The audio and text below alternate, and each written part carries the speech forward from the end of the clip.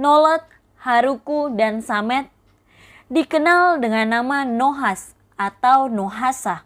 Ketiga negeri ini terikat hubungan pelah kawin.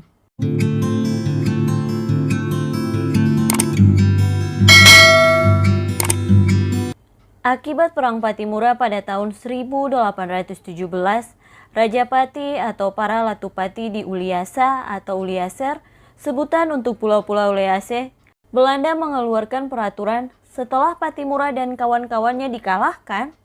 Isi aturannya, pertama, semua rakyat harus membayar pajak setinggi-tingginya kepada pemerintah Hindia Belanda. Kedua, semua raja harus tetap setia kepada pemerintahan Belanda. Untuk merealisasi kedua peraturan ini, terutama pasal 2, maka pada tanggal 3 Mei 1820, seluruh Rajapati di Uliasa dipanggil oleh Tuan van Bockholtz, seorang pembantu residen atas nama Gubernur Hindia Belanda yang berkedudukan di Ambon, untuk mengangkat sumpah setia kepada pemerintah Belanda yang akan dilangsungkan pada tanggal 7 Mei 1820. Pada tanggal 5 Mei 1820, Raja Muda dari negeri Nolot bernama Risaluan Markus berangkat ke Ambon diantar oleh Saniri negeri Nolot pada pukul 5 sore. Mereka berlayar menuju Ambon, tetapi sampai di Waimaru, petuana negeri Haruku, tiba-tiba mereka dikepung angin topan, sehingga mereka harus berlabuh di Tanjung Totu. Saat sedang berlabuh, batu sau mereka putus dan mereka pergi meminta pertolongan di negeri Samet. Di Samet tidak ada batu sau. Seorang budak dari Raja Samet menunjuk rumah Raja Haruku karena jaraknya hanya beberapa meter untuk meminta batu sau. Setibanya di rumah Raja Haruku, Risaluan Markus Huluselan disambut oleh Putri Haruku.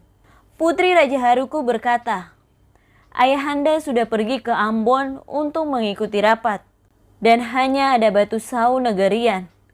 Tetapi, biarlah batu besar ini boleh dipakai untuk keselamatan Tuan Raja Muda sampai kembali dari Ambon." Sementara itu, orang Samet telah membakar obor-obor serta memberi bahan makanan berupa sukun dan lain-lain untuk menolong mereka.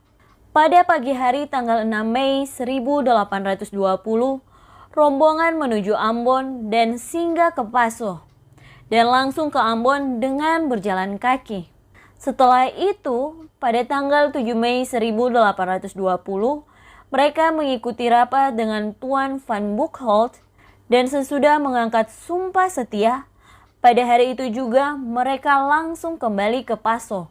Karena hari sudah petang, mereka bermalam di Paso, dan keesokan harinya, 8 Mei 1820, mereka kembali ke Haruku dengan maksud ingin mengembalikan batu sau tersebut. Sesampainya di Haruku, hari sudah petang, dan mereka langsung menuju rumah raja dan menyampaikan terima kasih atas kerelaan Putri. Sebagai tamu, mereka dijamu makan malam oleh Putri. Pada saat makan malam, Putri dan Raja Muda saling berpandangan. Karena sudah malam, rombongan diajak untuk menginap dan pada keesokan harinya, 9 Mei 1820, mereka melanjutkan perjalanan pulang ke Nolot. Waktu terus berlalu, namun cinta kedua insan ini tetap berjalan hingga pada bulan September 1820, Raja Muda Risaluan Markus mengutarakan isi hatinya kepada ayahnya untuk menikahi putri Raja Haruku, Aju Aupareta Narani Helena Fernandus. Pada tanggal 29 September 1821, satu tahun kemudian, rapat Saniri negeri Nolot serta tua-tua adat untuk menentukan pernikahan Raja Muda. Rapat Saniri ini menghasilkan keputusan dengan satu moto, sayur di darat, ikan di laut, tempatnya dalam tacu.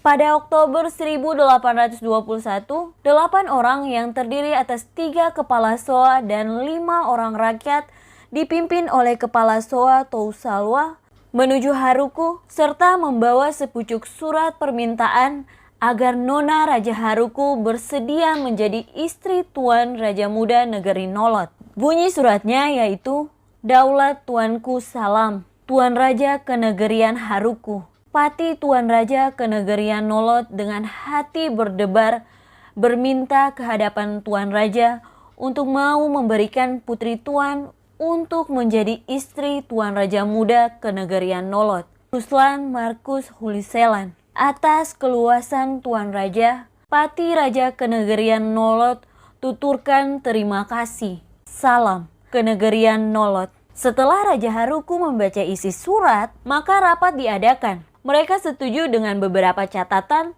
yang mereka sampaikan dalam surat balasan.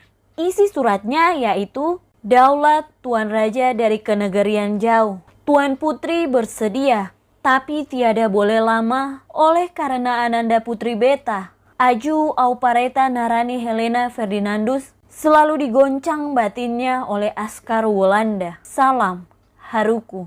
Kedelapan orang Nolot tadi pulang dengan kegembiraan membawa kabar bahagia. Rapat kedua kali di Nolot untuk menentukan hari perkawinan. Putusan rapat pada bulan Maret 1822.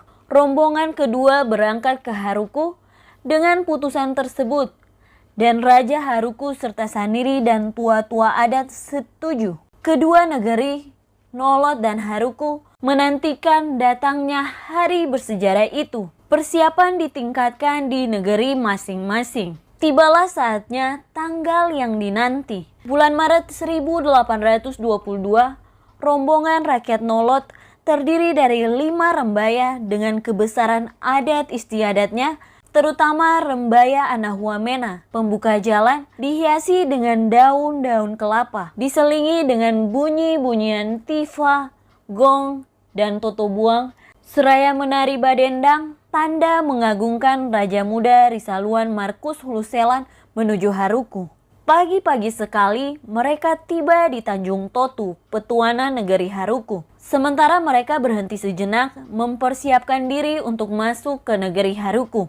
Tiba-tiba datanglah 3 orang utusan dari negeri Haruku memberitahukan kepada rombongan negeri Nolot dan mengatakan, daulat tuanku salam. Tuan Raja Muda dari Kenegerian jauh, biarlah Tuan masuk ke dalam negeri dengan berkabung. Ketika Raja Nolot dan rombongannya datang, ia mendapati sang putri telah menjadi jasad akibat wabah penyakit yang melanda negeri Haruku. Karena cintanya yang tulus, Raja Nolot minta dikawinkan dengan jasad sang putri. Sejak itu, antara negeri Haruku dan negeri Nolot dinyatakan pela kawin. Nolot dan Samet juga terikat hubungan pela, karena Samet adalah negeri yang mengangkat persaudaraan dengan Haruku. Nolot, Haruku, dan Samet dikenal dengan nama Nohas atau Nohasa. Ketiga negeri ini terikat hubungan pelah kawin.